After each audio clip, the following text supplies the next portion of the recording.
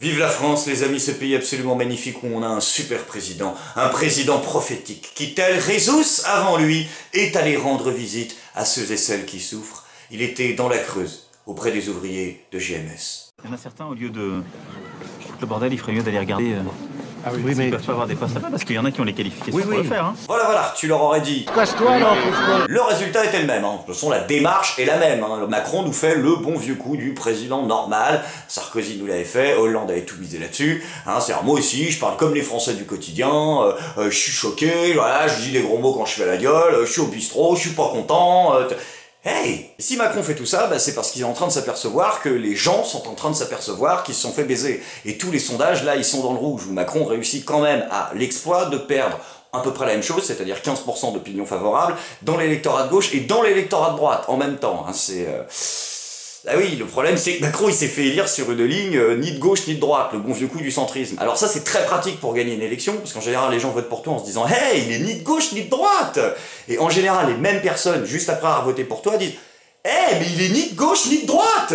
Bah oui, parce que les gens qui attendaient en fait des réformes de gauche sont déçus, parce que toutes les réformes les plus sociales du programme de Macron, là aussi j'aurais dû mettre un guillemet sur programme, ont été soit complètement charcutées, soit complètement vidées de leur sens, soit repoussées, soit les trois, alors que toutes les réformes, entre guillemets, les plus de droite, là aussi avec des guillemets, hein, comme par exemple la suppression de l'ISF ou la loi travail, voilà, et en plus à la méthode des ordonnances qui va avec, elle par contre c'est maintenant, c'est comme le changement, et les gens sont un peu déçus, et l'électorat de droite, lui, il est déçu. Bon, déjà parce qu'il tape sur le porte-monnaie des retraités, et que ça, en général, les retraités sont quand même plus souvent de droite, mais surtout parce que l'électorat de droite reproche à Macron d'avoir une politique de lutte contre le terrorisme qui a à peu près autant de courage politique qu'un antifa ou Prozac. Bon, pour les déçus de la gauche, les gars, je sais pas trop quoi vous dire, hein. Si vous avez été assez con pour faire avoir par le coup du centrisme, c'est votre problème, fallait juste relire vos classiques, hein. Tonton l'avait dit il y a longtemps, un centriste, c'est ni de gauche, ni de gauche, voilà, c'est tout. Et pour l'électorat de droite, ouais les gars, mais bon, à un moment, il va falloir arrêter de croire que c'est en votant pour des milliardaires que vous allez foutre des terroristes dehors. Hein, c'est historiquement, les terroristes ont plus souvent foutu les milliardaires dehors que l'inverse. Hashtag Che Guevara. Hop, attention les amis, je précise, c'était juste une vanne, hein, je rappelle le principe de l'émission, c'est un format humoristique. Je n'étais pas du tout en train de faire de l'apologie de terrorisme ou une crise de gauchisme aiguë. Hein. Pour ces deux choses-là, en général en combiné, je laisse ce privilège à Danielle Obono, hein, qui elle, en ce moment, bat tous les records. Bon, tout le monde est au courant, elle est à deux doigts de nous expliquer que, il y a peut-être des terroristes intégrés. Elle va nous la balancer un jour, celle-là. Hein, Quoique, remarque, elle aurait raison, parce que des terroristes intégrés, il y en a. Quand tu regardes les ventes d'armes de l'État français, tu te dis qu'un terroriste intégré, c'est peut-être tout simplement un terroriste qui fait du business avec l'État français. Alors que le terroriste qui fait pas de business avec l'État français, c'est pas un terroriste intégré. C'est un terroriste désintégré, en règle générale. Et si tu rajoutes à tout ça les fanatiques du complot sioniste intergalactique qui voient Israël derrière chaque attentat, et d'un autre côté les fanatiques de la soupe aux cochons qui, eux, sont pas loin de penser que si les terroristes oublient leur carte d'identité dans des boîtes à gants, c'est pour que la CAF puisse plus facilement indemniser les familles, on n'est pas sorti de la merde. Et dans un climat aussi tendu, il n'en fallait pas davantage, mes amis, pour que tous les conspirationnistes et autres adeptes de la fachosphère se lâchent sur les internets contre Emmanuel Macron. Mais heureusement, le porte-parole de l'Élysée, Bruno Roger-Petit, qui est à l'éthique en politique ce que DSK est à l'amour courtois, a décidé de voler au secours d'Emmanuel Macron dans cette histoire de GMS. Dans son premier tweet, il a décidé de poster une photo de l'événement. Dans son deuxième tweet, il nous a expliqué qu'en fait, on avait mal compris, et qu'en fait, ce qu'il fallait comprendre de la déclaration de Macron, c'était « La recherche de solutions en matière d'emploi dépend de la responsabilité de tous les acteurs. » Exemple, Whirlpool. Ouais, il y a quand même une liberté d'interprétation de l'artiste, là. Mais c'est pas du tout ce que j'ai entendu, je dois être un peu con.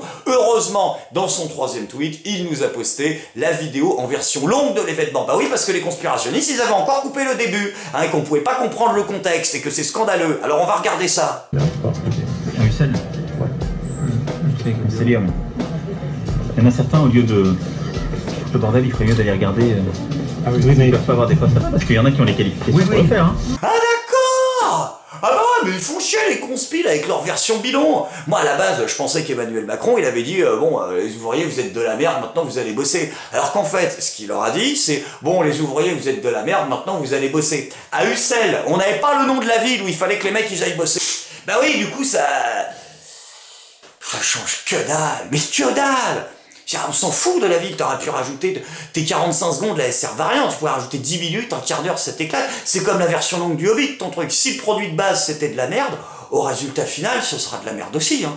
Petite précision d'ailleurs, Ussel est à 180 km de là. Donc je sais que vous avez décidé de mettre les 3/4 de la France en marche, mais il y a un moment, non. En fait, il y a des gens, ils peuvent pas, tout simplement. Déjà parce qu'il y a une bonne partie des gens qui se sont fait virer, qui ont plus de 50 ans, donc si tu veux faire 3h30 de train tous les jours, ça les fait pas bander.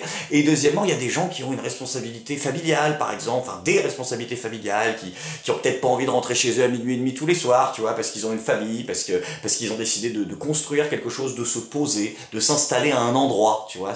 Oui, je sais, vous appelez ça des fascistes. Enfin bon, après, le gouvernement était pas au courant, hein. À mon avis, les mecs, dans leur tête, ils se sont dit, bon, on va foutre un pied chez les bouseux, là. Hein, ils ont pas regardé la carte du coin, ils savaient pas qu'Ussel, c'était à côté, sinon ils auraient pas dit aux gens, ouais, c'est bon, vous avez qu'à aller bosser là, tu vois, Oh putain, GG!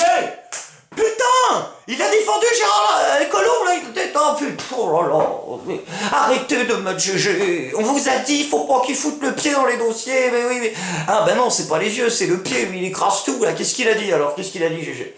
Que moi je suis bienvenu de Lyon en TGV, ça pose pas de problème, mais on s'en bat les couilles, GG! Si tu les payais, les 97 € de TGV, tu sauras déjà que tout le monde ne peut pas forcément se les payer, et je pense que ni les ouvriers, ni les entreprises, ni même le gouvernement n'ont envie de payer pour ça. Deuxième point, GG, je veux dire, c'est pour qu'on puisse prendre le TGV pour aller de la souterraine à Ussel, il y a une condition sine qua non, voilà laquelle t'as pas pensé. Hein, tu vois pas, hein? Il faut qu'il y en ait des TGV du gland, il y en a pas. C'est un TER, 3h30, on en revient au problème de tout à l'heure. Et me dis pas que ça va arriver dans pas longtemps parce que la zone est en déclassement complet et qu'à partir de 2018, les intercités s'y arrêteront même plus. Hein, donc il y a à peu près autant de chances de voir une ligne de TGV se construire dans le coin que de voir Renault refaire une chanson pour la Palestine. Deuxième précision, les plus linguistes d'entre vous auront probablement remarqué deux choses. La première, c'est que cette pipe ne sert à rien. Et la seconde, c'est que j'ai employé tout à l'heure les phrases suivantes. Dans son premier tweet, Bruno Roger Petit a posté une photo de l'événement. Dans son deuxième tweet, il nous a dit qu'on avait mal compris. Et dans son troisième tweet, il a posté la version longue de l'événement. Certains d'entre vous auront probablement remarqué une utilisation abusive du pronom possessif qui laisserait sous-entendre, non sans ironie, que Bruno Roger Petit n'aurait posté que 3 tweets. C'est malheureusement le cas. Ouais, oui, c'est le cas. C'est-à-dire que Bruno Roger Petit, pour vous dire qui c'est à peu près, c'est-à-dire il est porte-parole de l'Élysée. Ok? Son but, c'est que la parole de l'Élysée, comme le verbe un peu, tu vois, soit présente partout, dans les médias et les différents réseaux sociaux. Traduction, il est avec Christophe Castaner, le seul mec du gouvernement qui a une légitimité, s'il a envie, à passer la journée à se branler la bite sur Twitter. Le mec n'est même pas foutu de faire ça. Même pas. C'est-à-dire que le type a cassé les couilles à tous les internets pendant 15 jours avant sa nomination. À la seconde où il a été nominé, plus rien. Voilà. Enfin, nommé, pardon. 15 jours, ouais. 15 jours sans tweet, quand même. C'est-à-dire que... même Gérard Collomb, pour le coup, hein, qui devait probablement être sur la même photo de classe que Maurice Thorez et qui doit avoir un matos tellement vieux que son IP, ça doit être le 1, il passe plus de temps sur Twitter. Après attention, que les plus macronistes d'entre vous se rassurent, il y a un homme compétent qui a aidé Emmanuel Macron, cet homme, c'est son bras droit, son fidèle ami, son fidèle destrier même, je pense on pourrait dire, c'est Christophe Castaner, super Castorama je l'appelle, c'est l'inverse de Gérard Collomb, il répare les conneries des autres lui, qui a défendu Emmanuel Macron en disant « on peut être cultivé et parler comme les Français ». Ça veut dire quoi ? Non, sans déconner, ça veut dire quoi? Parce que si t'es obligé de le préciser, c'est qu'à la base, les deux assertions pour toi tombent pas logiquement sous le sens. Donc c'est quoi? C'est qu'on n'a pas de culture, c'est ça? Ah, t'es peut-être en train de nous expliquer que des années de télé-réalité ont abruti le cerveau du français moyen, non? Non, hein, t'es juste en train d'insulter la moitié de la France. Enfin non, la moitié et la totalité, hein, sinon c'est pas drôle. Et donc du coup, on est un culte, c'est ça, et en plus de ça, on parle comme... On est vulgaire. Non, parce que dire bordel, c'est pas parler comme les Français, c'est être vulgaire. Hein, si les Français étaient vulgaires, ça serait espèce de... Oh putain, oui!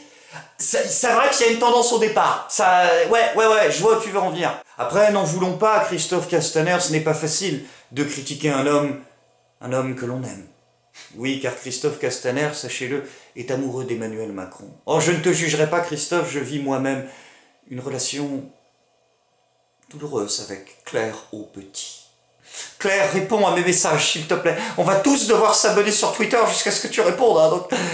Enfin bon, oui, Christophe Castaner est amoureux. Oui, il l'a dit. Il a dit dans une interview. Mais le texte, ça mérite d'être joué. Attends, je te la fais. Oui, j'assume totalement cette dimension amoureuse. J'ai un tel niveau d'exigence envers moi-même que si je dois avoir un chef, je dois avoir de l'admiration pour lui toute Emmanuel est fascinant. Son parcours, son intelligence, sa vivacité, sa puissance physique même.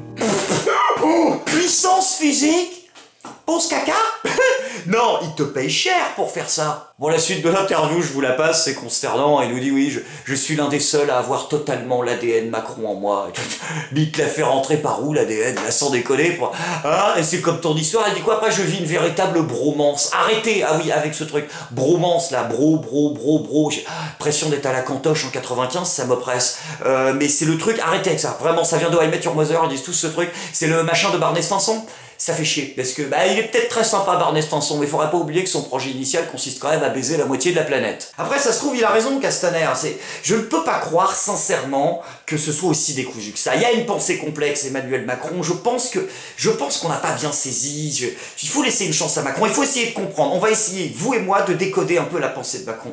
À mon avis, c'est toutes ces petites phrases de merde, là. Il y a un lien, il y a une histoire. C'est comme le Da Vinci Code, là. Il y a un truc, attends. À mon avis, Macron, il sait qu'il y a un problème avec l'immigration. Nouveau drame de l'immigration à Mayotte avec le naufrage d'un kwassa-kwassa en 6 morts et 10 disparus. Un nouvel accident de kwassa-kwassa. Ils étaient 43 Comoriens. Le naufrage d'une barque d'émigrés clandestins en provenance des Comores. Mais le kwassa-kwassa pêche peu. Il amène du Comoréen. Voilà, il y a un problème de kwassa-kwassa. Parce que le kwassa-kwassa, il ramène du Comorien. Puis il pêche rien en plus. Ah, il a rien à bouffer, c'est sûr. Alors il en a marre. Et il veut trouver il va trouver un vrai travail. Mais le problème, c'est qu'il est en slip, le kwassa-kwassa. Il a pas de costard. Voilà, et donc pour avoir un costard, il faut qu'il travaille. Donc du coup, ça tourne en rond, et il est obligé de trouver des emplois sous-payés. Voilà, exactement, parce qu'il est dans la précarité. Et vu qu'il travaille dans des emplois manuels, et il est illettré, et donc du coup, il trouve pas de boulot mieux, le kwassa-kwassa. Putain, ça se tient. Il y a une théorie, il y a un truc, Macron. Et donc du coup, il en a plein le cul, et il décide de rentrer chez lui. Hein, et pour ça, une fois qu'il s'est fait virer, il prend le train, il prend le train. Et là, il croise des gens qui ont réussi. Et lui, il fait « je ne suis rien, merde !» Et là, il est désabusé, il n'y croit plus. Il devient cynique, donc fainéant. Donc extrême, exactement. Et vu qu'il est extrême, il fout le bordel, alors qu'à la base, il aura juste fallu qu'il aille chercher du boulot à Ussel. En fait, il faut construire une ligne de bus Macron entre les kwassa-kwassa et Ussel. Non, ça se défend pas du tout, votre truc, j'y arrive pas. De toute façon, moi je comprends rien, ces trucs-là. Moi, les concepts, les trucs, moi j'ai du mal avec ça. Moi je suis con comme garçon, je suis désolé, j'ai besoin d'avoir du visuel, moi, de ça devant les yeux. Voilà. Là on l'a, la France de Macron. Avec la carte, c'est plus clair. On commence à... on sait à peu près comment Macron nous voit. C'était la bonne nouvelle du jour. Vive la France!